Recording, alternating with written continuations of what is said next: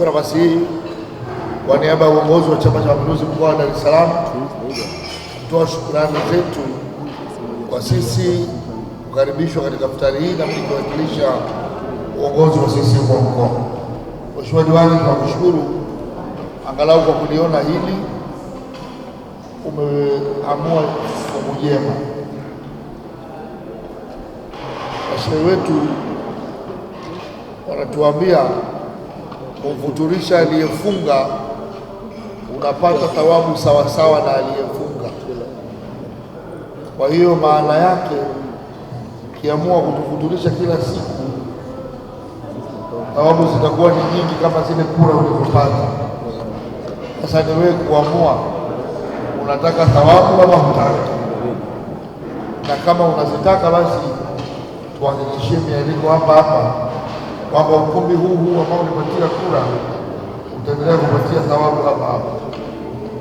Na hii tukushukuru kwa kutuona, na kama ambavyo unafahamu miezi hii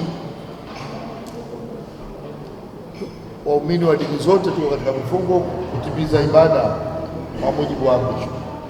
Mheshimiwa Mwenyekiti, tunaelekea katika mwaka wa uchaguzi, msimu wa uchaguzi. Niwaombe amani, umoja na mshikamano uwe ndio sera yetu. Niwaombeni sana. Uchaguzi wa udiwani umekwisha, uchaguzi wa chama pia ulikwisha. Sasa hivi ni wakati wa kufanya kazi. 2027 tupate safu itakayotusukuma kuelekea 29 pamoja na 2030. Niwaambieni tu, najua viongozi wa CCM mko hapa, tuache nongwa. 2027 tutatazamana usoni. Wale ambao nongwa hazijawaisha inawezekana ikawa ni sehemu ya kuupisha uongozi mwingine uendelee.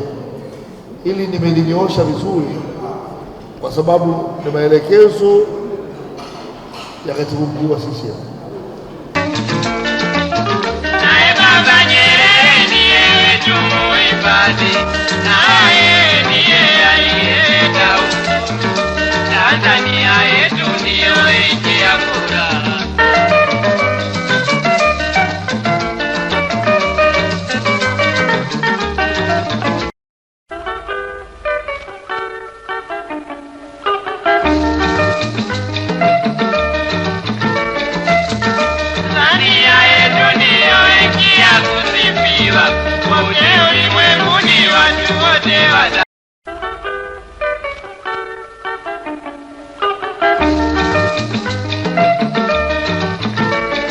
Tanzania yetu ndiyo nchi ya kusifiwa, kote ulimwenguni watu wote wata Tanzania yetu ndiyo nchi ya furaha.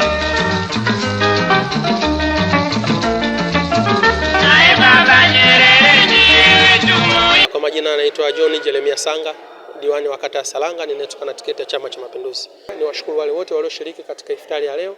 Ilikuwa ni muendelezo wa namna ya kuwajali na kuwathamini ndugu zangu, viongozi wangu, wale ambao tumefanya kazi pamoja. Mmeona leo tumekutanisha makundi mbalimbali. Yako makundi ya walemavu wamekuja kufuturu iftari ya leo, lakini pia wadau wa machinga, lakini pia na wadau wa maendeleo kata ya Salanga. Viongozi wa halmashauri kuu ya kata pamoja na viongozi wengine kwenye ngazi zingine, waheshimiwa madiwani wenzangu walikuwepo. Kwa hiyo niwashukuru sana, lakini pia bila kusahau kulikuwa na baraza la kata upande wa maaskofu na upande wa mashehe. Hii umeona ni namna gani sasa nakwenda kuitengeneza kata ya Salanga, kuhakikisha kwamba wote tunakwenda kushirikiana pamoja kuhakikisha kwamba Salanga inakwenda kuwa na mabadiliko ya kimaendeleo, lakini pia na amani, huku tukijenga umoja pamoja na mshikamano.